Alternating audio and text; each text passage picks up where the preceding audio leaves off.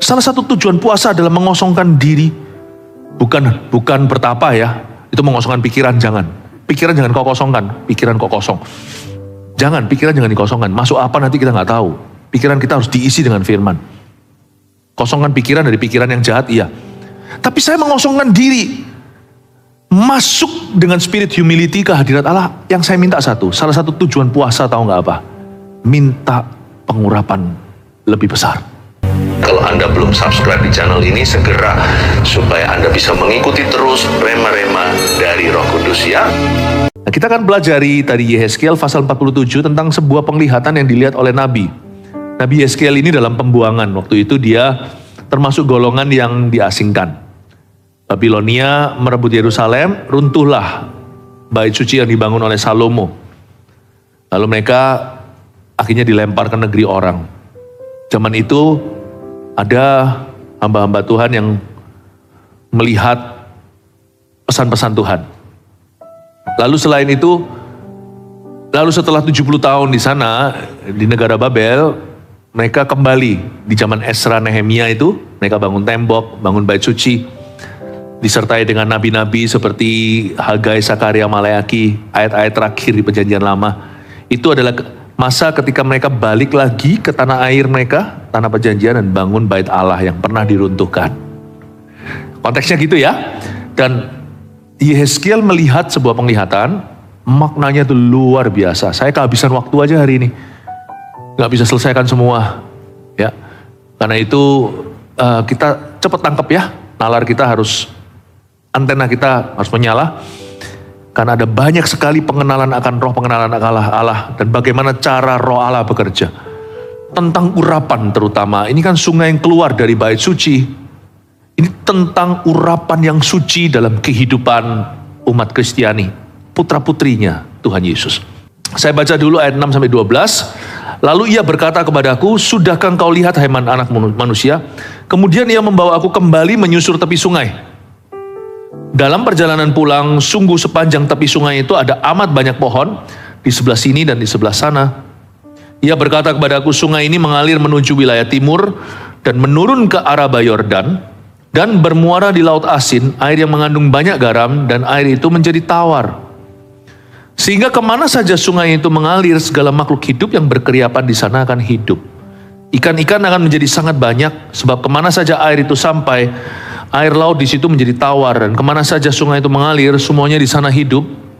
Maka penangkap-penangkap ikan penuh sepanjang tepinya, mulai dari En-Gedi sampai En-Eglaim. Daerah itu menjadi penjemuran pukat, dan di sungai itu ada berjenis-jenis ikan, seperti ikan-ikan di laut besar, sangat banyak. Tetapi rawa-rawanya dan paya-payanya tidak menjadi tawar, itu menjadi tempat mengambil garam. Pada kedua tepi sungai itu tumbuh bermacam-macam pohon buah-buahan, yang daunnya tidak layu dan buahnya tidak habis. Tidak habis-habis, tiap bulan ada lagi buahnya yang baru, sebab pohon-pohon itu mendapat air dari tempat kudus itu, buahnya menjadi makanan dan daunnya menjadi obat. Sekilas kita baca, kita nggak mengerti semua. Butuh guru untuk mengajari. Oleh karena itu lewat pengajaran hari ini kita akan melihat bagaimana ini menjadi aplikasi. Saya bantu konteks geologi, konteks geografinya, saya bantu nanti ya, sedikit touch of history sana sini, supaya Anda bisa melihat bahwa ayat ini bicara tentang akhir zaman, pedang pertama, mata pertama dari pedang itu, mata kedua dari pedang itu bicara tentang kehidupan kita yang sekarang, yaitu yang relevan. Yehezkiel melihat sebuah sungai keluar dari bait suci, dan ada perkara-perkara ajaib di sana. Makanya kita harus tahu, urapan itu penting sekali. Saya itu dari waktu ke waktu berdoa, betul-betul sekalipun saya saat teduh setiap hari, ada waktunya saya betul-betul mau ganti oli. Mobil itu tiap hari diservis sendiri ya, dirawat maksudnya. Tapi ada waktunya kita memang harus bengkelkan dia sebentar, jadi tolong mobilnya jangan dipakai dulu. Mobil harus masuk bengkel dulu hari itu, bukan karena rusak, tapi perlu ganti oli, spurring balancing, ada operasi besar. Demikian pula hidup kita itu, kita butuh urapan, bukan gagah perkasa, tapi oleh karena roh Allah. What is urapan? Banyak orang salah ngerti, urapan itu orang rebah, itu manifestasinya. Buah urapan itu bukan manifestasi jasmani, buah urapan itu dampaknya. Makanya saya mau bicara tentang buahnya ini, dampak. kalau seorang diurapi, sebuah gereja diurapi, itu apa ya dampaknya ya bagi sekelilingnya? Kita harus mengerti. What is the anointing? Apa itu urapan? Kalau gitu, kalau urapan bukan hanya sekedar manifestasi, what is it? Urapan itu adalah perbuatan Allah dalam perbuatanmu. Seperti menyatu, tapi kita tahu bahwa it's not me, it's you. Itu sungguhan. Saya kasih contoh ya, urapan itu bagaimana ya? Di perjanjian lama, Yesus ini kan dalam ministry ya, dalam dunia ministry dulu. Yesus itu ketemu sama orang Gerasa, gak ngomong apa-apa. Berapa orang sih lewat sana? Tak terkecuali orang Farisi, ahli Taurat, orang Lewi. Yesus baru darat, kaki baru nginjakkan ke pulau itu, Genesaret. Langsung 2 orang kerasukan setan, salah satunya kita tahu ceritanya, yang legion itu, langsung teriak-teriak. Ya kan dia anak Allah, jangan lupa loh. Yesus ini mengosongkan dirinya. Bukan berarti dia berhenti jadi Tuhan. Tapi dia menanggalkan itu, bukan gak jadi ya sekali lagi, tetapi Yesus mengambil rupa seorang hamba, menjadi manusia, dan dia bergantung penuh, kalau soal ministry, power of his ministry, dia bergantung penuh pada urapan Roh Kudus yang turun saat sungai Yordan, dan seterusnya dia selalu bersekutu. Makanya Yesus pagi-pagi buta, murid-muridnya bangun, dia nggak di sana, dia sudah berdoa, mereka sudah kena angin sakal, udah sampai jam 3 pagi, terombang-ambingkan, Yesus masih di pulau ketinggalan berdoa semalam-malaman. Anak Allah bergantung pada urapan Roh Kudus dalam statusnya secara jasmani sebagai orang. He relied heavily and totally, secara totalitas dan penuh sepenuhnya bergantung pada urapan Roh Kudus. Urapan itu penting. Penting sekali. Kita bisa berkhotbah sampai ledeh lidah bibir kita, nothing happens. Hidup orang gak berubah.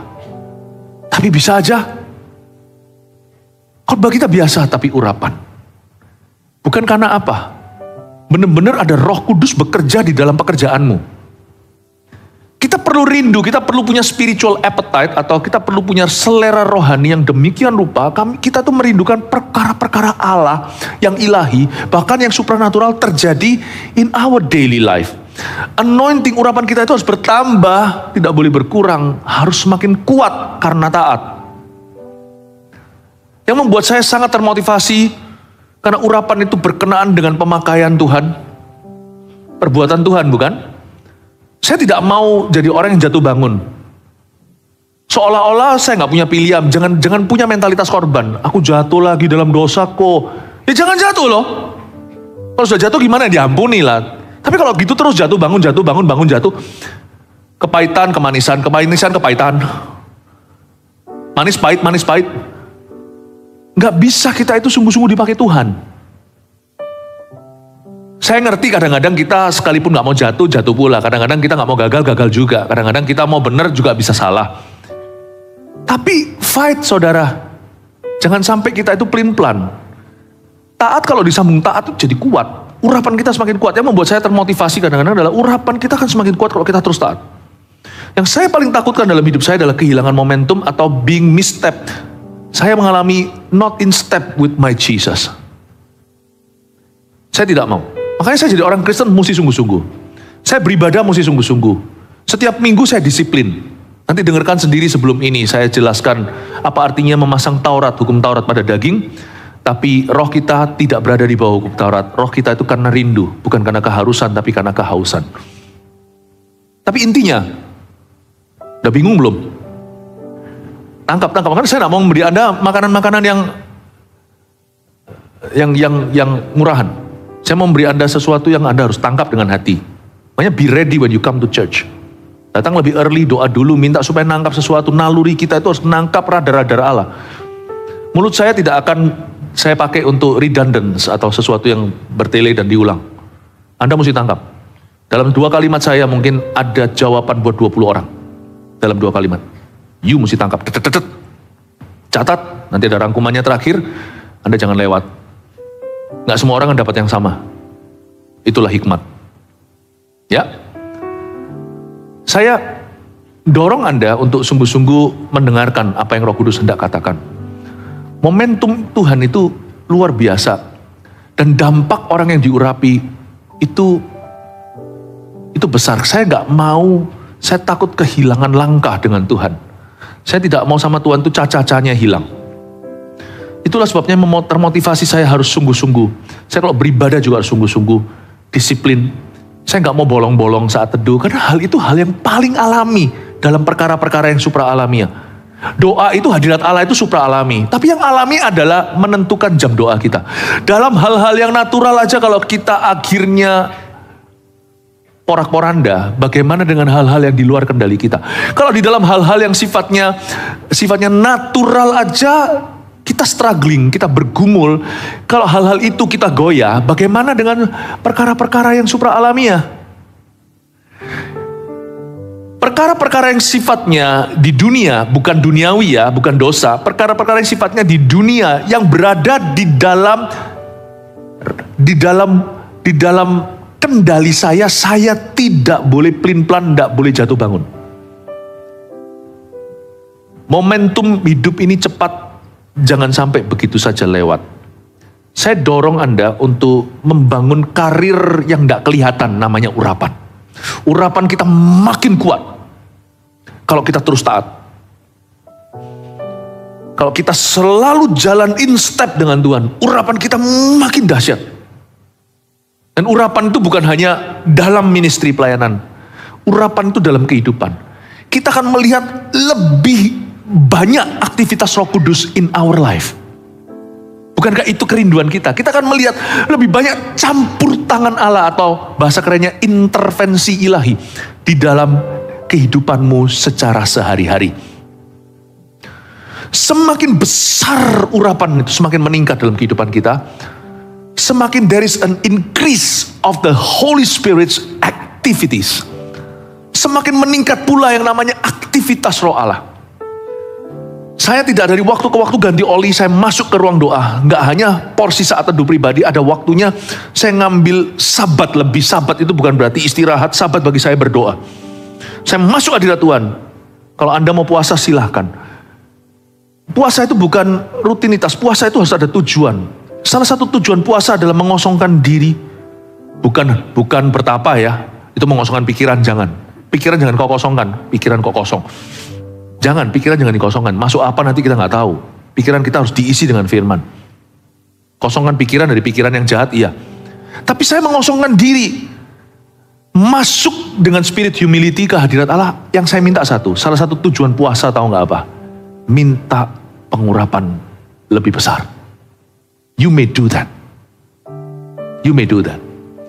Saya pernah sekali waktu di luar negeri, saya kasih contoh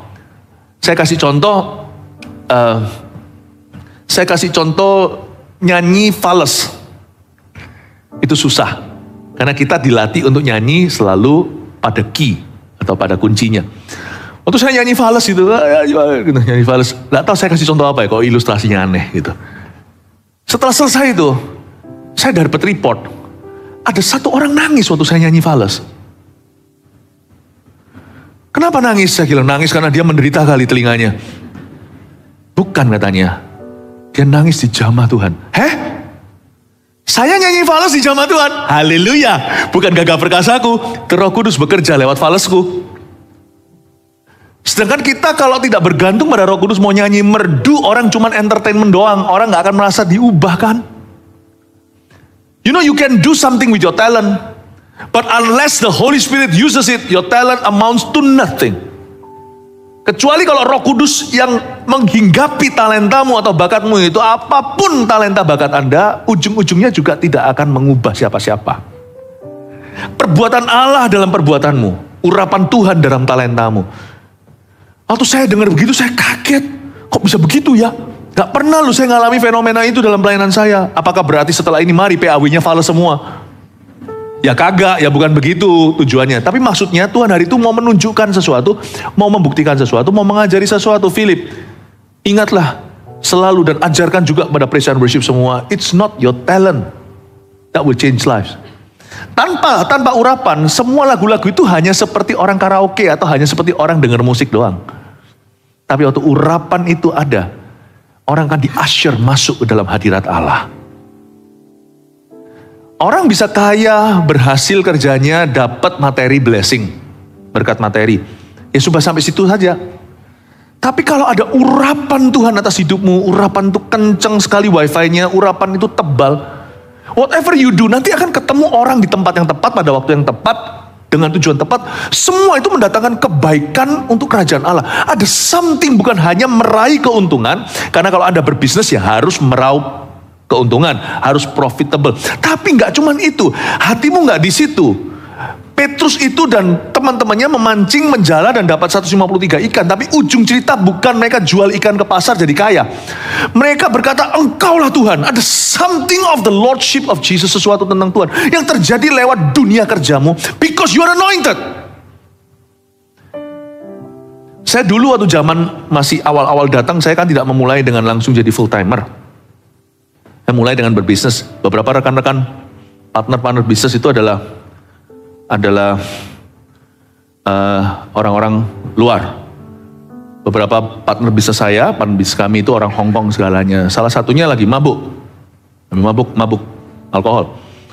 Gak tahu gimana waktu itu satu lift, kita pergi ke satu tempat, dia dijamah Tuhan lahir baru. Akhirnya saya perlu hentikan ngomong soal bisnis sebentar. Kita bicara tentang menjadi saudara seiman dulu. Bertobat lahir baru. Bisnis tetap jalan, tetap masing-masing punya tanggung jawab, tetap mesti jujur, tetap mesti profesional. Itunya semua iya, itu mil ke-1. Tapi Tuhan karena urapan membawaku di jalan mil 2. There is something more than your business when you're anointed. Something more. Saya masih ingat kok, itu rekan kerja. Itu orang bisnis, orangnya mabuk segalanya dan sudah mau cerai segalanya, tapi akhirnya diselamatkan Tuhan, suami istri orang Hong Kong, bukan orang Indonesia. Belum ada ROSI zaman itu, lahir baru. Tapi sebelum itu 22 staf kami, 21 jadi anak Tuhan. Waktu itu saya punya 22 staf di kantor. 21 became born again Christians, menjadi orang Kristen yang lahir baru. Kalau dengar gini mesti tepuk tangan untuk Tuhan Yesus. Loh, bisnis tetap jalan. Jangan mentang-mentang diurapi lalu habis itu nggak perlu kita itu lakukan due diligence, kita nggak perlu melakukan ketekunan, tidak perlu mempelajari materi. No, business as usual, my friend. But anointing unusual. The anointing makes it unusual. The business is usual. Business as usual. But the anointing makes your life in that business unusual. Urapan membuat hidupmu di dalam bisnis itu tidak usual. Saya kaget melihat 22 staf itu 21. Padahal awalnya cuma satu yang Kristen. Itu terjadi di tahun 1998. Saya mau beritahu sesuatu tentang the anointing. Anda harus rindukan perbuatan Allah di dalam perbuatanmu. You must tap into, harus masuk ke dalam the fourth dimension of Jesus. Dimensi keempat daripada Allah Roh Kudus. Ini cuman kiasan kata-kata, gak ada dimensi-dimensinya. Jangan terus tiba-tiba di sini ada yang, aku masuk dimensi keempat. Tak suruh satpam membangunkan Anda loh ya. No. Tapi maksudnya masuk di dalam perkara-perkara ilahi in your life. Saya dari waktu ke waktu mesti menyisikan waktu dan saya berkata, Lord anoint me. Lord anoint me. Lord anoint me. Dampak urapan itu ada. Dan dia itu semakin menjadi-jadi jikalau kita terus taat. Dan kalau kita rindu ya Tuhan bekerja. Kalau kita tidak merasa itu perlu, apalagi kita nggak tahu kalau itu ada, kita nggak akan mengklaimnya. Tuhan pakailah saya. Dalam keluarga juga, kalau saya ceritain satu persatu nggak habis-habis. Tapi mari kita bahas dulu ayatnya.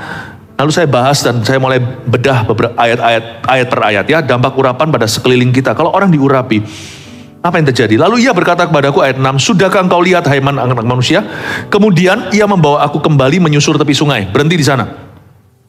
Anda harus tahu sequelnya. Sebelum ini tadi di 5 ayat sebelumnya, sudah dibahas bagaimana air itu berupa tetesan-tetesan dripping aja kayak kopi. Dia sampai pelan sekali.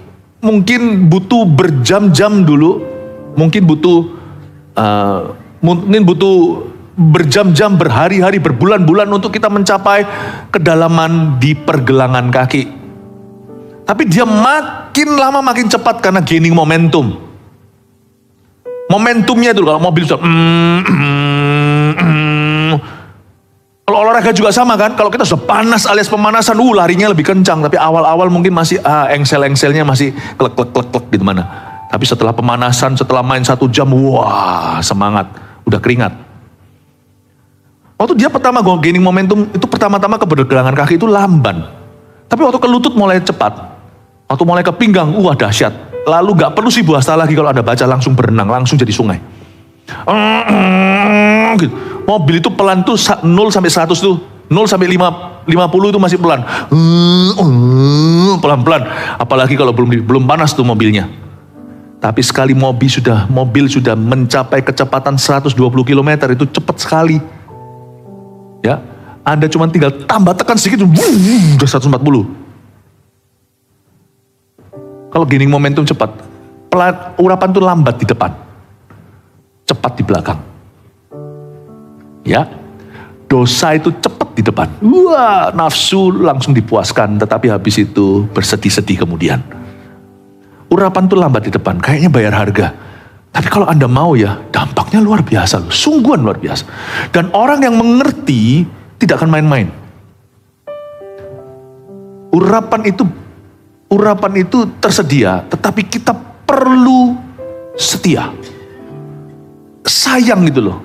Orang kalau nge-gym ya, olahraga ya, jarum nggak habis itu? Rasanya kayak, Ya, saya juga olahraga, saya harus jaga badan. Seminggu saya usahakan 2 kali nge-gym. Itu ya, kalau nge-gym gitu ya, saya kadang-kadang itu dalam hati itu, kan ini PT-nya, personal trainer-nya itu jemaat sekarang. Dalam hati saya berkata, dalam hati ini gak ngomong sama dia, jangan bilang sama dia kalau tahu. Lu punya problem apa sama gua? Kenapa kejam sekali sama kakiku? Leg day namanya. Suruh squat begini, kenapa sih kamu tuh mau bunuh kaki saya? Udah sakit semuanya, jalan tuh udah gemeter gini, naik tangga sakit, turun lebih gak bisa. Kayak langsung mau terjun bebas. Lalu bulan depan saya baru olahraga lagi, jarum lagi. Sayang, momentum harus dijaga. Minggu depan mungkin bangun yang lainnya, nanti kaki lagi, nanti nextnya kalau udah lama, udah sering berolahraga, nextnya udah gak terlalu gimana. Tapi kalau udah gak olahraga lagi setahun, mulai dari awal saudara. Aduh kakiku, you are really in hell now. Urapan juga sama.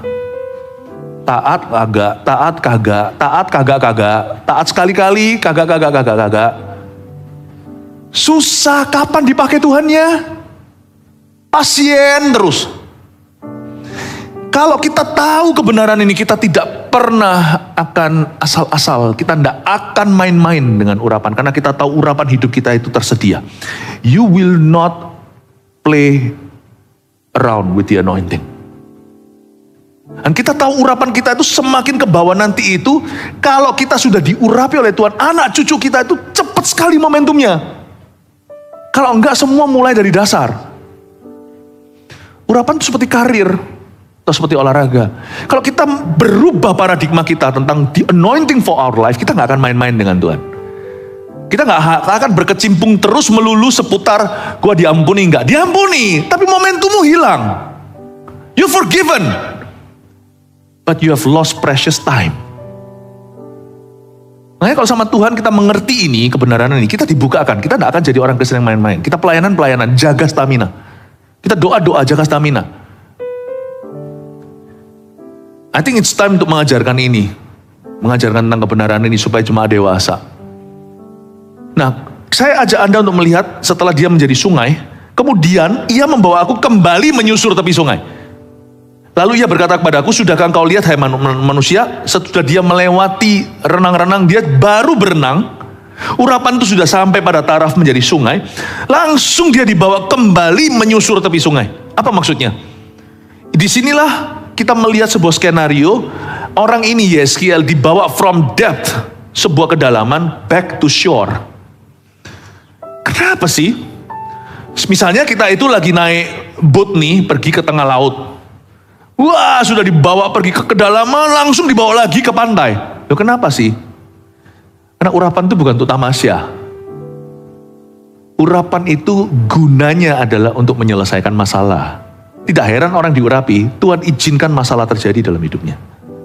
Dan kalau kita mengerti bagaimana menerjemahkan ini dan leverage on it, atau kalau kita bisa utilize, atau kalau kita bisa memanfaatkan itu, maka urapan kita akan bertambah dan kita akan melihat Tuhan bekerja sama dalam segala perkara, termasuk yang nampaknya buruk untuk mendatangkan kebaikan lebih besar lagi. Tidak ada senjata ditempa melawanmu akan menjadi berhasil, atau dengan kata lain, semua senjata yang ditempa padamu justru menjadi peluru kemudian untuk keberhasilanmu. Dibawa kembali aku menyusur tepi sungai. Tadi kan sudah mengalir jadi berenang di dalamnya. Sekarang dibawa lagi kembali ke tepian, ke tepi sungai. Kenapa? Tuhan itu hendak bersabda, urapan diberikan dalam hidup kita supaya kita jadi problem solver, troubleshooter, menjadi pemecah masalah, menjadi orang yang punya solusi ilahi. Orang yang diurapi punya satu sifat, nggak takut problema. Lihat masalah itu seperti lihat makanan. Salah satu wujud urapan. Kalau orang itu diurapi enggak, itu jangan percaya mulutnya ngaku-ngaku. Anda lihat sifat, dari buahnya kau tahu pohon. Dari mana kita tahu pohon itu pohon urapan? Maksudnya pohon di sini orang ya, manusia, gampang. Orang itu lihat masalah, gentar. Kalau dia gentar mungkin dia tertuduh, dia sendiri ada dosa. Dia gentar mungkin karena dia tidak beriman, karena tidak punya hubungan dengan Tuhan. Tapi waktu Yusuf melihat mimpi yang tidak ada artinya, dia bisa menerjemahkannya dan menjadi Perdana Menteri. Dia melihat itu, lihat orang kalau diurapi itu gampang. Lihat dari sifatnya, ketika dia lihat problema, dia tahu Tuhan, dia langsung tahu penempatannya. Dia tahu Tuhan taruh di situ untuk menjadi bagian dari solusi, bukan dari problema. An anointed man is always a turn around man. Orang yang diurapi selalu orang yang turn around. Transformer itu bukan robot ternyata, tapi orang yang diurapinya. Dia membawa orang itu dari sungai, dari sudah berenang, kembali menyusur tepi. Your greatest test shall become your greatest testimony. Itu maksudnya dibawa lagi ke tepi, dibawa mendarat. Urapan itu nggak boleh untuk buat berlayar, urapan bawa lagi ke situ, bawa ke tepi sungai. Mendarat, kembali lihat problema yang di depanmu, selesaikan. I've given you the anointing. Aku telah memberimu urapan itu. Amin Bapak Ibu Saudara. Sedangkan sebagian besar kita kalau menghadapi masalah itu yang pertama kita pakai itu ini. Logika kita. Lumrah karena kita manusia, keturunan Adam dan Hawa. Tapi saya keturunan Adam yang baru. Yesus Kristus namanya, benih yang kudus itu dari Abraham. Saya tidak menyelesaikan masalah saya itu mulai dengan sini. Saya menyelesaikan masalah saya itu mulai dari sini. Dengkul. Orang Surabaya bilang, dari lutut. I solve my problems with this first. And this sends all the anointing to here. Ini, mata saya jadi lihatnya beda. This. Modal dengkul. Modal lutut. This is where God's people solve their problem first. On their knees to God. Dibawalah menyusur ke tepi sungai. Back to reality. Back to where the problem is. Back to your knees. Amin Bapak Ibu. Dalam perjalanan pulang, sungguh sepanjang tepi sungai itu ada amat banyak pohon di sebelah sini dan di sebelah sana. Seperti waktu kita kecil, yang usianya kurang lebih seperti saya. Kiri kanan ku lihat saja banyak pohon cemara. Haha. Yang nggak tahu berarti kita juga tahu usianya. Ini usianya Gen Z, yang Skibidi, dan Sigma, Riz, dan Slay. Dalam perjalanan pulang, dia menelusuri tepi sungai, dan dia melihat banyak pohon sebelah sini, sebelah sana. Anehnya, hanya Yeskiel yang melihatnya. Semua yang dibuang, semua yang diasingkan, semua di exiles bahasa Inggrisnya. Orang-orang buangan, tidak ada yang melihatnya. Yang melihat ini cuma Yeskiel. You see, waktu Anda dibawa ke tepi sungai, orang yang betul-betul tinggal dalam urapannya, dia akan melihat pohon. Sedangkan yang lain hanya melihat lubang donatnya. The anointing does you good. You see, some people say, ada orang berkata, jagalah urapanmu, lebih tepatnya urapan akan menjagamu. Kenapa saya jaga urapan? Karena urapan yang menjaga saya. Oh, jangan bingung ya. Happy wife, happy life, kata orang. Kenapa kita bahagiakan istri kita? Supaya kita juga bahagia. Coba kalau kita itu tinggal serumah di bawah atap dengan seorang istri yang terus bertengkar dengan kita seperti meniriskan air terus tes sampai bolong tuh lantai. You want to please your spouse dengan cara yang benar, karena dengan melakukan itu kau berbuat baik pada dirimu. Why I keep the anointing? Because I know without it, tanpa urapan itu saya akan salah jalan. Saya akan salah kaprah dan keputusan saya semua akan gegabah. Karena tanpa urapan, tempat di mana urapan itu seharusnya berada mulai akan bangkit kedagingan. Di mana Roh Kudus berkurang, roh jahat bertambah. Saya jaga pengurapan itu, anoint me, karena saya tahu ujungnya nanti urapan itu yang jaga saya. Karena urapanlah yang membuat saya bisa melihat pohon itu.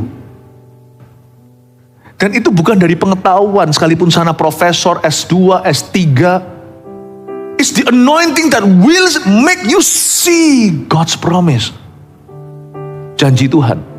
Ia berkata kepada aku, ayat 8, sungai ini mengalir menuju wilayah timur dan menurun ke Araba Yordan.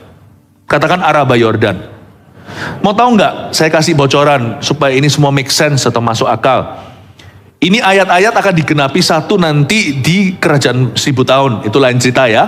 Tapi ayat-ayat ini juga bicara mata kedua dari pedang yang sama untuk perkara-perkara relevan untuk yang kita hadapi hari ini. Semua buku yang di dalam Alkitab ini bicara ke kita today. Tapi juga ada penggenapannya yang akan datang. Tapi sekarang saya tunjukkan, ini sebenarnya tempatnya asli ada, Araba Yordan. Ini di sungai-sungai Yordan itu loh. Cuma dulu namanya itu. Dan bermuara di Laut Asin, katakan Laut Asin. Sungai ini mengalir ya, pertama turun ke Araba Yordan. Turun ke sungai Yordan. Bakurapan di kepala Harun yang kejanggut dan jubahnya turun seperti embun di Bukit Hermon. Mengalir ke Bukit Sion. Bukit Hermon itu utara Israel. Itu kalau winter dingin ada saljunya, orang bisa skiing. Tahu nggak, Bukit Sion itulah di atasnya dibangun namanya kota Yerusalem, Zion City. Makanya dia lebih tinggi, makanya di sana 2 derajat lebih dingin daripada di utara, daripada di Tiberias, di Galilea atau Nazaret sana. Di bawah Yerusalem, Bethlehem itu lebih adem. Sekarang kita mengerti bahwa ini adalah air yang dimaksud dari Gunung Hermon mengalir ke Bukit Sion. Dia turunnya itu lewat Araba Yordan, sungai Yordan, lalu turun Laut Asin. Laut Asin itu the Dead Sea. Itu yang hari ini namanya Laut Mati. Dia Laut Asin, Laut Mati sama-sama betul di Perjanjian Lama Baru karena itu laut yang sama. Dia bukan laut sungguhan tapi dia sebenarnya danau yang luas sekali. Airnya semakin hari semakin sedikit. Kenapa disebut Laut Asin? Karena asin banget, itu mineral airnya. Bahkan produk-produk kecantikan juga ada dari sana lumpurnya. Ya, saya juga berdoa supaya lumpur lapindo pun nanti bisa menjadi bahan kecantikan. Kenapa disebut Laut Asin? Karena asin. Karena dalam perjalanan dari atas Hermon itu, tetes-tetesan dripping, itu kalau lagi musim panas, nggak sampai musim panas, dia mulai meleleh. Itu air mulai mengalir pergi ke sungai Yordan. Jadi sungai Yordan itu sumber airnya dari mana? Dari Hermon. Karena itu Hermon penting sekali dipertahankan oleh Israel. Karena di situ supply of water. Dan itu kalau turun ke Yordan, di tempat Yesus dibaptis salah satunya Yordan itu luas dan panjang. Turun terus ke bawah sebelum dia sampai ke Dead Sea. Air tawar yang di atas sana juga dari embun dan salju. Air fresh itu turun ke bawah, dia nangkep 85.000 ton mineral. Sehingga turun sampai Laut Asin atau Laut Mati. Dia menjadi air yang asin sekali dan disebut Laut Mati karena tidak ada tanaman, tidak ada hewan, tidak ada ikan di dalamnya. Betul-betul itu laut.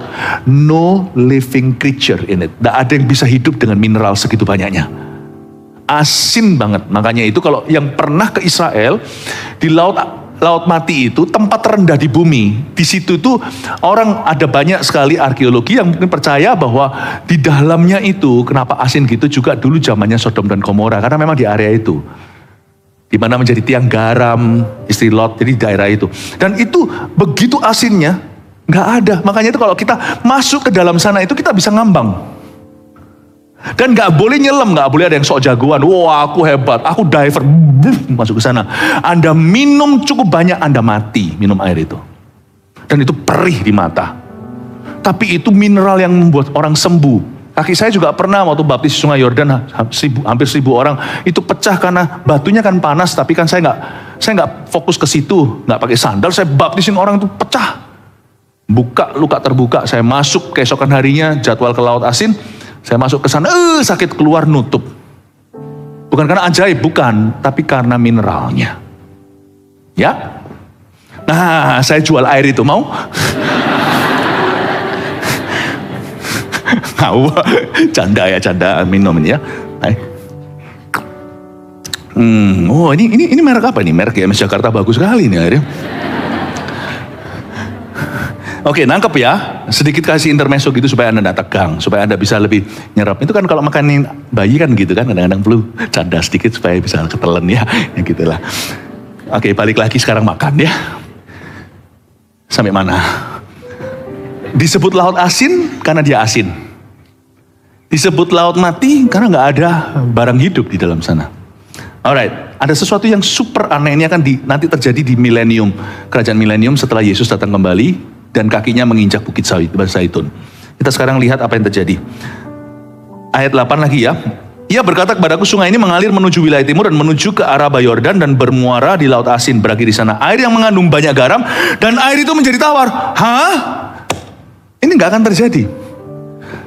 Air itu menjadi tawar. Jadi yang namanya the Dead Sea, yang namanya laut mati, tempat terendah di dunia. Jarang hujan atau hampir nggak pernah, atau mungkin nggak pernah ya. Laut mati itu tempat terendah di seluruh dunia. Titik terendah itu laut mati itu. Panas daerah Yeriko sana, ya kurmanya enak tapi kacang-kacangnya. Nah, di sana itu tempat Yeriko juga diruntuhkan dari sana kan. Nah, di sana itu nanti airnya menjadi tawar. Wow, ini adalah kiasan ilustrasi tentang perubahan ajaib. Orang kalau diurapi, turun-temurun, dia akan komplikasi berkat Allah. Kalau kita diurapi itu, yang untung adalah downline kita. Bak urapan di kepala, janggut turun. Yang bahagia itu adalah anak cucumu. Yang bahagia adalah anak buahmu di perusahaan, Kristen atau bukan.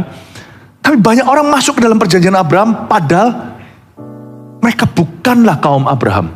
Keselamatan tetap setiap orang harus percaya Yesus. Tapi ada berkat-berkat yang diberikan akibat kesepakatan dengan orang tepat. Anda lihat Gibeon. Orang-orang Gibeon itu diselamatkan, tidak jadi ditumpas karena mereka membuat perjanjian meskipun sifatnya awal-awal tipuan. Yosua itu terjebak, tapi gimana pun juga perjanjian. Yosua dengan orang-orang Gibeon. Gibeon itu diberkati karena asosiasinya dengan Yosua. Anda harus pahami sesuatu kebenaran yang luar biasa di sini. Kalau kita itu betul-betul diurapi dan jaga urapan itu, sebaliknya urapan yang menjaga kita sih, itu bawahnya itu komplikasi. Anak buah, anak rohani kita, anak cucu kita, itu yang happy. Saya nggak percaya laki ya, good luck itu nggak terlalu berlaku. Tetapi kadang-kadang boleh lah ya sekali-kali supaya pemahamannya simple gitu ya. Lucky are those people under you. Mereka itu makan dari berkat Abraham. Makanya gereja itu bukan membership. Yang betul itu perjanjian. Kalau nggak paham ini, orang akan picik soal gereja, soal kehidupan bergereja nih. Orang kira ibadah di sana sini, ya gampang lah, mana lah. Jangan cari gereja yang dekat sama rumahmu. Carilah gereja yang dekat dengan Tuhanmu. Cari gereja yang mendekatkanmu pada Tuhan. Di GMS Rooftop, tempat saya bersarang, orang itu datang itu dari jauh.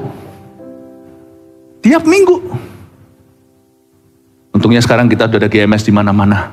Orang datang dari jauh. Khusus datang. Dan terus datang ya, bukan. Saya mau beritahu Anda sesuatu yang simple bahwa air itu turun-temurun menjadi air berkat. Lalu gak hanya itu, terjadi perubahan. Anda akan mulai melihat perubahan-perubahan yang ajaib yang gak mungkin terjadi karena usahamu. Meskipun Tuhan bisa bekerja lewat bidang usaha Anda, tapi perubahan itu sendiri bukan karena usaha Anda. Terjadi perubahan sevulgar apa perubahannya? Sevulgar airnya laut mati, laut asin menjadi tawar. Itu gak mungkin, itu ada bahasa Ibraninya. Impossible. Gak mungkin terjadi, saudaraku. Nggak mungkin terjadi. Gimana kau buat tawar tuh laut yang sudah asin? Nggak bisa, mau disuling-suling gimana juga. Sedanau lagi. Sesungai, semuanya air itu jadi tawar. Sehingga kemana saja sungai itu mengalir, lihat lagi ayat 9. Segala makhluk hidup yang berkeriapan di sana akan hidup. Stop. Sesuatu janggal. Kan di sini katakan, kemana saja sungai itu dari arah Yordan mengalir sampai ke the Dead Sea atau Laut Asin, segala makhluk hidup yang berkeriapan di sana. Sejak kapan ada makhluk hidup berkeriapan di sana? Ayo kita ke Israel yuk. Jangan sekarang lagi perang. Kita ajak ke sana. Mari kita cek. Dalamnya itu ada barang, ada hewan nggak? Ada ikan nggak? Nggak ada. Dari mana? Ini ayat nggak tepat berarti? Bukan, ini ayat nubuat. Sehingga kemana saja sungai itu mengalir, segala makhluk yang berkeriapan di sana akan hidup. Salah satu fenomena pengurapan dalam kehidupan seorang adalah, salah satunya tadi, perubahan-perubahan yang gak masuk akal terjadi di hidupmu. Atau sekelilingmu ya, bukan di dalam diri. Karena Anda berubah dulu, sekeliling Anda itu berubah. Makanya kalau Allah sedang mengubah sesuatu di dalam sifat manusiamu, jangan kau tolak. Itu berarti Tuhan kasih first code dulu. Kasih deposit di depan untuk perubahan yang akan Anda lihat dalam keluarga Anda dan di sekeliling Anda. Anointing always begins in you before it will surround you. It will surround you. Urapan selalu dimulai di dalam dirimu sebelum dia akan mengepung duniamu. Kalau Tuhan tidak bisa mengerjakan di dalam dirimu, Allah tidak akan mengerjakan di luarmu. Urapan itu selalu dimulai dari dalam kita. Segala makhluk berkeriapan di sana akan hidup. Hah? Kok bisa? No living thing in the Dead Sea, berarti ini new creation my friend. Ini berarti adalah penciptaan baru. Berarti bukan hanya ada perubahan yang terjadi. Salah satu fenomena orang-orang yang diurapi atau urapan dalam kehidupan seseorang adalah perubahan-perubahan yang ajaib terjadi dan penciptaan baru terjadi. Bukan ciptaan dunia ya, tapi menciptakan sesuatu dari yang gak ada jadi ada di duniamu. Anda akan terkejut. Kok bisa ada berkat begini dalam keluargaku? Kok bisa ada penyertaan seperti ini? Anda gak masuk akal. Nggak ada. Tuhan akan menunjukkan satu manifestasi, bukan fisik saja jasmani, tapi Tuhan akan menunjukkan sebuah fenomena, sebuah simptom atau gejala di dalam hidup Anda mulai semakin kaya. Kiri kanan kau lihat, dari yang gak ada jadi ada, dan Anda tidak punya modal untuk itu. Tuhan yang menciptakan. Anda akan terkejut. Apa yang saya sampaikan tidak bisa sampai aplikasi, terlalu panjang nanti. Tapi Anda nanti makanya khotbah seperti ini Anda harus catat. Catatnya nggak usah lah, nanti dengarkan aja, nanti catatnya tinggal poinnya aja, summary. Anda dengarkan lagi. Kalau Anda mau lupa, setiap 2 kalimat, ada 20 orang akan menerima berkah. Ikan-ikan akan menjadi sangat banyak. Oke, sekarang jadi masuk akal kalau itu mujizat. Sebab kemana saja air itu sampai, air laut di situ menjadi tawar. Dan kemana saja sungai itu mengalir, semuanya di sana hidup.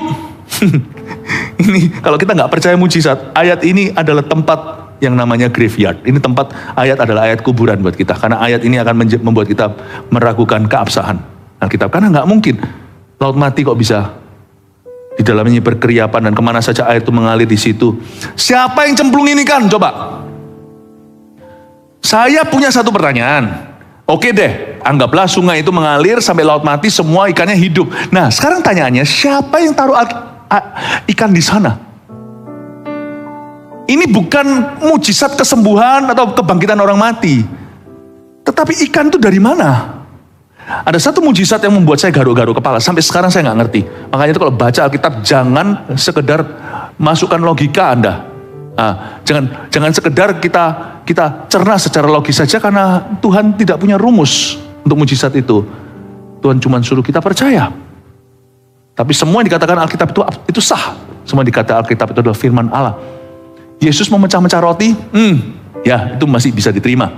Roti dipecah. Meskipun itu ajaib ya, luar biasa. Yesus memecahkan ikan.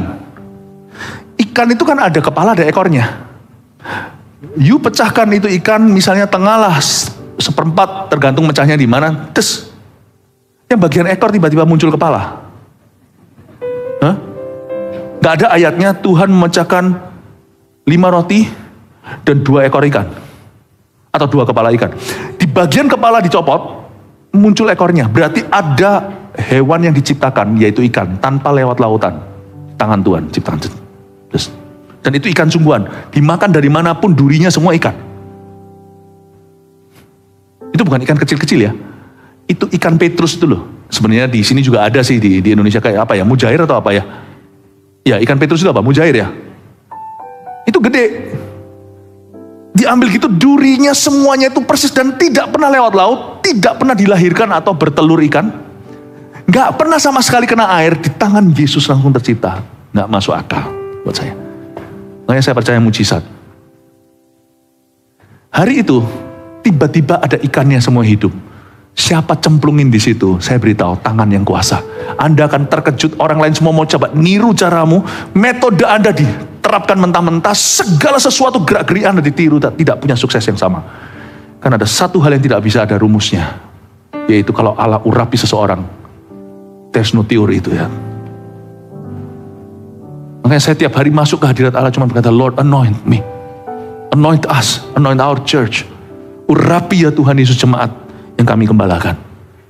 Ayat 9 itu menjadi ayat favorit saya, karena saya percaya mujizat. Maka penangkap-penangkap ikan, gak cuma sampai ke berkat terjadi, no, Tuhan akan memberimu manusia, orang yang tepat di waktu yang tepat. Anda akan berasosiasi dengan orang tepat, orang-orang yang merombakmu akan jauh, tapi orang-orang yang membangunmu akan datang mendekat. Maka penangkap-penangkap ikan penuh sepanjang tepinya, mulai dari En-Gedi sampai En-Eglaim. Daerah itu menjadi penjemuran pukat, dan di sungai itu ada berjenis-jenis ikan, seperti ikan-ikan di laut besar sangat banyak. Tiba-tiba you see humans in your life. Zaman dahulu aku cuma punya musuh, sekarang masih ada tetap sampai kapanpun orang yang memusuhi, musuh salib namanya, yang juga memusuhimu. Orang kalau mau hidup benar pasti akan dimusuhi sebagian orang. Namun demikian Anda mulai lihat bahwa orang figuran mulai terkikis dari hidupmu. Di hidup Anda sudah tidak ada orang figuran. Setiap orang itu sebuah talenta yang dikelola menjadi sesuatu dalam hidupmu. Makanya itu kalau sama orang jangan kau keskan semuanya. Segala-segala selalu ada maksud atau ada agenda pribadi. Jangan. Ada orang yang dipakai Tuhan untuk hal ini di hidupmu. Ada orang untuk membangun area ini di hidup Anda. Ada orang lagi yang seolah-olah tidak berguna tapi dia sebenarnya membentukmu. Tapi nanti Anda akan lihat penangkap-penangkap ikan penuh sepanjang tepi, mulai dari En-Gedi sampai En-Eglaim. You begin to see people, God send people in your life. Orang-orang yang Tuhan utus dalam hidupmu. Dan Anda juga diutus dalam hidup mereka. Ayat 11 ini ada sesuatu yang indah juga tentang kehidupan dalam pengurapan. Tapi rawa-rawanya dan payah-payahnya tidak menjadi tawar, itu menjadi tempat mengambil garam. Tunggu lagi, kenapa begini? Mungkin kita baca, kenapa pelin-pelan? Tadi kan semua sudah jadi air tawar kan? Waktu saya baca tadi, air itu menjadi tawar, yaitu di ayat 9, saya sedikit kecewa. Waduh, nanti suatu hari, misalnya kalau kita hidup di kerajaan milenium, Tuhan izinkan kita jalan-jalan ke sana, dalam tubuh kemuliaan, kan kita nggak bisa mencoba. Mungkin masa hidup ini kita nggak pernah ke Israel, misalnya, saya nggak bisa mencoba untuk ngambang tuh, untuk mengapung di laut mati. Jadi tawar semuanya, jadi swimming kayak kolam renang. Kita masuk situ, tenggelam. Tuhan, ternyata ayat 11 menghibur saya. Saya tidak tahu gimana jadinya, tapi ini adalah satu aspek the anointing, what the anointing does in your life. Apa yang urapan itu lakukan pada sekelilingmu dan pada hidupmu. Tapi rawa-rawanya dan payah-payahnya tidak menjadi tawar. The boundaries, ada bagian-bagian tertentu Tuhan preservasi atau Tuhan pelihara. Dia tetap asin, tetap mineral, dan menjadi tempat mengambil garam. Garam di sini adalah mineral. Itu bukan cuma garam-garam yang kita makan. Ini kalau garam-garam gitu ya gampang lah. Ambil rumpul sembarangan kasih garam gitu, teplok-teplok di wajah. Tapi garamnya, mineralnya yang ada di the Dead Sea atau di Laut Mati itu beda. Ini memberitahukan pada kita bahwa the anointing in our lives, hidup kita, dia akan memelihara berkat yang Allah sudah taruh di hidup kita itu tidak akan erosi. Pengurapanlah yang membuat tidak ada satupun anakmu akan hilang.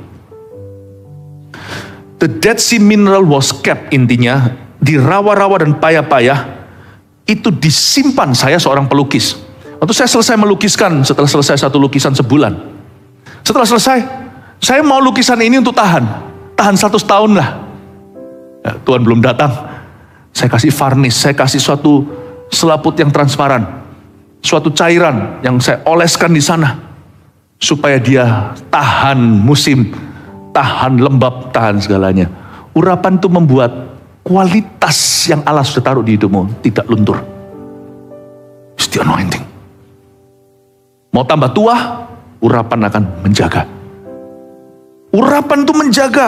The blessings in your life, berkat di hidupmu itu tidak akan bocor lewat pintu belakang. Urapan itulah yang saya sebut the varnish of the painting of life. Dalam lukisan hidupmu, apa yang Tuhan gambar di dalam diri Anda, gambar dirimu itu Tuhan akan lapisi dengan varnish.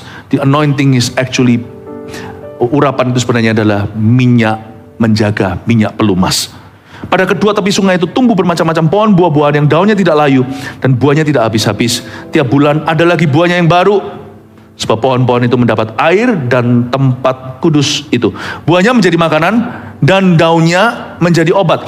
Saya nggak tahu ini pohon apa, tapi dikatakan di Alkitab ini ada bermacam-macam pohon-pohon buahan. Salah satu pohon yang kemungkinan besar ada di antara jenis-jenis pohon yang dijanjikan adalah pohon yang namanya palmetto. Pohon palem itu loh. Ya, kan kita lihat sawit lah apa. Ini pohon palem itu. Dan pohon palem ini kelebihannya yang di sana adalah dia punya jus, buahnya itu mengenyangkan, jusnya, dan ternyata daunnya itu herbal yang sangat bagus buat kesehatan. Saya nggak tahu ya apakah itu salah satu pohonnya. Saya asumsi, spekulasi, saya pelajari. Kayaknya sih maybe inilah pohon yang bisa diambil apa aja. Seperti ayam, sampai bulunya pun juga jadi kemucing. Apapun jadi itu ayam.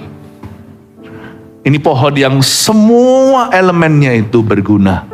Urapan membuat tak satu pun dalam hidup kita itu terbuang sia-sia. Dia memastikan bukan hanya terjaga berkat pada tempatnya, tapi terjadi komplikasi yang bahkan kita nggak tahu. Urapan bisa sejauh itu. Paulus itu bukan iseng. Lalu sapu tangannya, dia doakan, dia transfer, lalu dikasihin ke orang. Apalagi buka PO. Sapu tangan dikibarkan. Sapu tanganku diurapi, siapa mau beli? Enggak. Dia itu pelayanan satu tempat, bahkan tidak disebut sapu tangan, tapi kain, cloth, kain yang dipakai sama Paulus. Kita nggak tahu itu sapu tangan kayak, atau handuknya lah, atau apanya. Nggak sengaja ketinggalan. Paulus sudah sampai Korintus, dia mikir, mana sapu tanganku? Ketinggalan sama orang-orang, karena waktu zaman itu belum ada media dan juga transportasi tidak seperti hari ini. Dia pakai itu karena imannya belum cukup, tapi dia tahu Yesus letakkan sembuh. Siapa pernah sangka bayang-bayang Petrus juga bisa komplikasi. Tapi yang tidak Tuhan urapi adalah Tuhan tidak pernah urapi kita di luar jalur panggilan kita. Jangan mentang-mentang diurapi pasti berhasil di segala bidang, itu nggak tentu. Tadi saya ada cerita di kebaktian sebelum ini. Mau lihat saya gagal, saya jadi politikus saya pasti gagal total. Karena Tuhan tidak berkenan. Saya ini hamba Tuhan. Saya kalau mau jadi artis, akan jadi artis tanggung kali. Tapi kalau jadi pendeta yang paling ganteng. Nah gitu aja lah boleh. Jangan ngaku-ngaku diurapi lah. Urapan kita sih 11-12 lah sama yang lainnya. Jangan merasa dirimu diurapi. Orang yang diurapi tidak akan merasa dirinya diurapi. Tapi ganteng cuma bercanda, enggak juga kok. Saya ini enggak seberapa, biasa-biasa aja. Nah, ngomong apa jadi lupa. Sana juga jangan coba-coba. Pengusaha mau jadi pendeta, canda. Tiba-tiba mau jadi pendeta, jangan bercanda gitu. Kapan ini jadi pendeta? Kapan jadi pendeta? Lu anggap murahan jadi pendeta. Itu orang antri, itu orang Gerasa tuh disembuhkan kayak gitu. Itu dia minta-minta jadi murid Yesus yang menyertai untuk jadi salah satu dari murid Tuhan, bukan rasulnya, tapi jadi muridnya. Untuk jadi pengkhotbah, menjadi seorang pendeta, Tuhan bilang pulang. Lucu. Berhasil jadi artis. Jangan coba jadi pendeta. Aku ini fasih lidah, pinter ngomong. Saya bisa memotivasi orang. Pasti aku jadi pengkhotbah. Coba. Monggo silakan. Tuhan gak akan memberimu pesan. Paling cuman pengetahuan yang klise doang. Don't try lah. Urapan itu tidak untuk kita lakukan di segala sesuatu yang kita kehendaki, tapi untuk melaksanakan kehendak Tuhan. Kalau Anda mau lihat saya gagal, saya jadi orang lain yang Tuhan tidak suruh saya jadi. Anda mau gagal? Yang tidak dipanggil jadi pendeta? Sana, jadilah pendeta. Kita akan lihat nanti justru Tuhan munculkan busuknya. Anda akan kaget, tidak semua orang itu dipanggil Tuhan. Jangan hakimi orang lain, introspeksi diri. Itu urusan Tuhan. Lalang gandum bian Tuhan yang misalkan suatu hari, bukan sekarang, tapi di akhir zaman. Tapi Anda akan terkejut, tidak semua orang yang demikian dipanggil Tuhan. Ada orang yang memanggil dirinya sendiri. Never has God called such persons. You'll be very surprised. Kita harus mengerti sesuatu bahwa untuk diurapi sama Tuhan, itu kita harus berada di jalurnya. Dan kalau kita sudah ada di jalurnya, bukan hanya apa saja yang kau berbuat berhasil, tapi segala sesuatu yang berkenaan denganmu, yang sinergi dengan panggilan utamamu itu, semua diurapi. Sampai sapu tangannya, sampai bayang-bayangnya. Kecuali kalau Paulus suatu hari berkata, aku mau bikin pabrik tekstil Aku tidak jadi lagi pengkhotbah, aku menjadi seperti Lydia, si pengusaha kain ungu itu. Ya Paulus sih sebenarnya nggak tepat juga. Si Paulus itu juga sebenarnya setengahnya dia tent maker. Memang dari awalnya begitu. Dia pembuat kemah. Tapi misalnya Petrus dia berkata begitu, nggak mungkin bayang-bayangnya diurapi.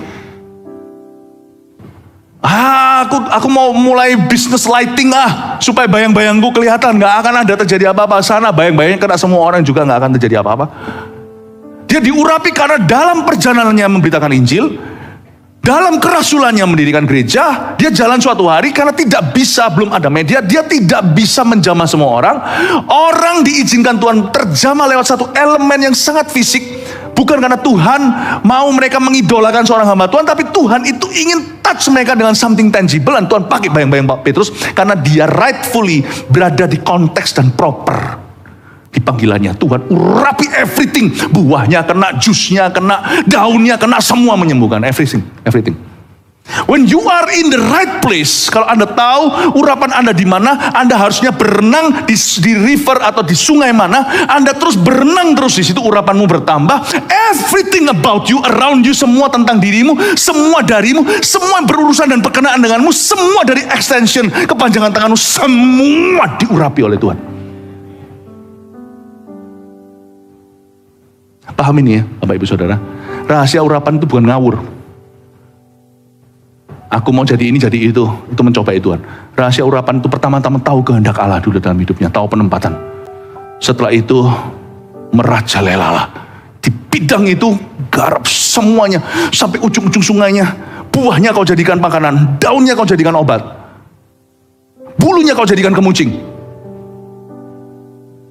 Amin Bapak Ibu. Suatu hari, dan ngomong-ngomong soal lukis, saya cerita sesuatu ya. Saya terkejut waktu suatu hari ada pameran di Shanghai. Pameran, saya ngelukis itu hobi. Tidak ada, ngelukis itu hobi, sungguhan hanya hobi. Bukan hanya hobi, tapi saya mau lukiskan mimpi-mimpi saya. Dan juga tema-tema yang alkitabiah saja. Siapa sangka ternyata disambut gitu, nggak ada ambisi saya. Ternyata dibuat solo exhibition waktu itu di Shanghai. Itu yang membuat saya terkejut ya. Setelah itu kan saya nggak tahu nih, pertama kali nih saya lakukan ini. Ini juga spare time pada waktu saya lagi liburan. Akhirnya sekalian mereka pameran. Itu kaget saya, ada satu orang datang di Shanghai dengan masih ada tancapannya infus. Masih ada infusnya, itu berarti dari selangnya dicopot. Dan dia, saya bilang kamu lari dari hospital ya? Bukan, dia bilang saya minta diizinkan keluar sebentar, ada tumor ganas. Dia melihat sebuah lukisan yang saya gambarkan, Tuhan Yesus dipecut, tapi itu abstrak sekali, nggak ada wajah, cuma abstrak gitu aja. Dan dia nangis di depan itu. Dia lihat. Saya nggak pernah, saya kira cuma gambar itu cuma sekedar suatu piauta, suatu expression aja. Ekspresi. Saya nggak sangka orang bisa dijamah seperti itu. Padahal ini bukan sesuatu yang sifat jalan tol. Ini hanyalah jalan gang buat saya, itu sesuatu yang sifatnya hobi. Saya nggak pernah sangka bahwa hobi, apapun kalau Anda tinggal dalam urapan itu buahnya pun makanan, daunnya jadi obat, everything useful. Mau hobi pun nggak ada hobi yang iseng tuh nggak ada. Hobi pun dipakai Tuhan. Ya, dengan itu dia nangis, dia balik ke hospital. Itu bukan lukisannya, lukisan itu bukan dewa, bukan jadi berhala, tetapi karena pesan yang dibawa, ada tulisannya di sana, oleh bilur-bilur Yesus kau sembuh. Yesaya 53. Balik diperiksa, tumornya hilang. Saya kaget. Ini kan ada lukisan, ada juga satu profesor yang sudah, satu profesor seni, bukan orang Indonesia, orang sana, lalu ngajak saya debat karena dia itu ateis. Dia melihat orang-orang bagaimana line up, bagaimana mereka itu sampai seperti ular itu di gang itu sampai berapa blok itu orang antri untuk masuk ke sana. Sampai orang-orang di jalan katanya ada rock concert apa, ada konser rock apa. Bukan, ini ada lukis. Orang kaget, satu blok semuanya art itu punya saya itu sampai ke blok-blok berapa. Sayanya tidak ada di sana. Lalu saya datang di situ, saya lihat sendiri, lalu dia ngomong sama saya. Dia bilang, kok bisa lukisanmu? Lukisan di sebelah sana ada pornografinya. Yang di sebelah sana ada satu lagi yang pameran di situ tuh isinya itu yang sudahlah bahasa Surabaya botan gitu ya, yang enggak gitu ya. Ini yang itu yang tentang kekerasan ini itu. Lalu dia tanya sama saya, your lukisan itu terlalu banyak meaning, dia bilang. Dia bilang ini profesor yang dia sendiri punya hasil karya sudah dipamerkan di Milan. Dia bilang, saya ajak dia masuk ke ruang tunggu tempat saya istirahat. Dia bilang sama saya, lukisanmu terlalu banyak meaning, dan terlalu banyak Kristus di dalamnya. Terlalu banyak Tuhan. Lukisan itu harusnya meaningless, dia bilang. Tidak ada artinya. Saya ini profesor, saya ini lecturer. Seharusnya tidak ada meaningless. Betul-betul modern itu bisa anything. Bahkan air seni pun di foto apa, ada gambar gitu. Itu semuanya art lah. In the name of art, everything goes. Anything goes. Saya debat dia. Saya bilang bahwa semua seni tidak bisa lepas dari penciptanya. Semua harus menuju kepada sesuatu. Dan saya jelaskan semuanya, nggak tahu dari hikmat dari mana. Dalam waktu setengah jam kemudian, orang itu berlutut bersama dengan saya menerima Yesus sebagai Tuhan dan Juru Selamat. Saya garuk-garuk kepala, saya kaget. Kok bisa ya? Ini cuma iseng loh. Saya bilang, Tuhan, dan Tuhan ngomong sama saya, kamu jangan main-main dengan hidupmu. Buahmu akan menjadi makanan, daunmu menjadi obat. Kamu jangan selang-selingnya salah. Taat nggak taat, kamu selalu taat supaya urapan itu semakin menjadi-jadi dan menjadi kuatan. Apapun yang kau jamah, the anointing will stay. Saya bilang, jangan dukakan aku, jangan lakukan sesuatu yang menyalahi firmanku. Kamu jaga hatimu dengan segala waspada, akan mengalir terus sungai kehidupan dari sana. Saya berkata, iya Tuhan, aku akan ajarkan pada jemaat. You see, let me tell you something. Kalau kita diurapi sama Tuhan, Anda akan kaget, kuasa kesembuhan pun menjadi nyata. Lihat, apapun yang kau lakukan, kalau kuasa kesembuhan itu tidak tentu fisik atau jasmani, kanker sembuh. Kuasa sembuhan itu juga bisa begini loh. Apapun juga di bidangmu yang sakit, Anda di situ dalam waktu 3 bulan itu sembuh. Dan itu bukan berarti Anda cuma doa. Dimulai dari ruang doamu, Allah mungkin memberimu hikmat seperti Yusuf yang tahu 1/5 ditabung dari 7 tahun kelimpahan supaya 7 tahun nanti masa lapar bisa beli seluruh Mesir. Tuhan akan memberimu urapan itu bermula dengan persekutuan, tapi dia berakhir bisa menjadi suatu keputusan-keputusan yang brilian. Karena urapan itu yang membuat hatimu dilumas. Mendapatkan pelumas ilahi membuat hatimu bisa melihat pohon kiri kanan.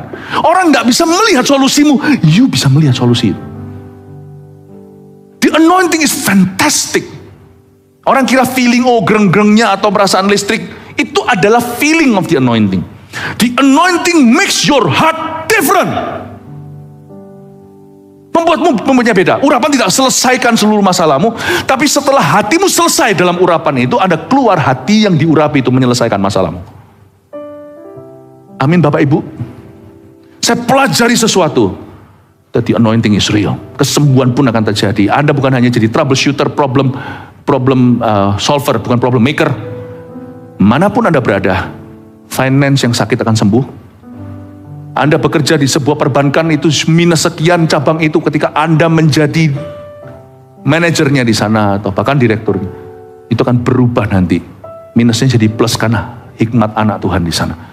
Anda berada di sebuah instansi, Allah akan melakukan sesuatu lebih. Anda berada di, saya nggak bisa jelaskan satu persatu, silakan diaplikasi sendiri.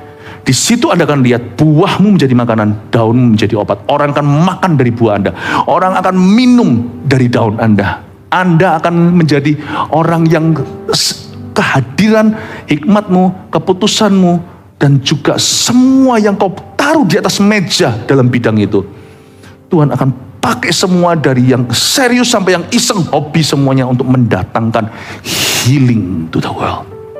Saya berdoa, kita semua punya urapan yang berbeda. Saya tidak jadi Anda juga tidak perlu jadi saya. Tapi dari gereja ini, dari ambang pintu gereja ini, kita sama-sama akan membawa healingnya Tuhan sampai ke dunia di bidang Anda masing-masing. Amin Bapak Ibu Saudara. Ya, mari kita lihat sekarang 3 poin sini, lalu saya selesai. Apa saja yang menjadi dampak urapan pada sekeliling kita? Number 1, mujizat perubahan dan penciptaan terjadi. Sekedar summary aja, saya nggak perlu khotbahkan lagi. 2, dampak urapan pada sekeliling kita adalah berkat-berkat Tuhan terpelihara sempurna. Ada berkat-berkat yang betul-betul di-preserve sama Tuhan. It's only by the grace and by the anointing of the Holy Spirit. 3, kuasa kesembuhan menjadi nyata. When you living in the anointing, He will make you a healer. Orang yang menyembuhkan, not a killer. Amin Bapak Ibu. 1 Petrus 4 ayat 7. Kesudahan segala sesuatu sudah dekat. Karena itu, kuasailah dirimu dan jadilah tenang, supaya kamu dapat berdoa. Saudara yang terkasih, terima kasih telah mendengarkan firman Tuhan hari ini. Jangan lupa untuk dukung terus channel ini dengan cara subscribe, like, share, dan juga komen, agar saudara kita yang lain juga boleh terberkati. Tuhan Yesus memberkati kita.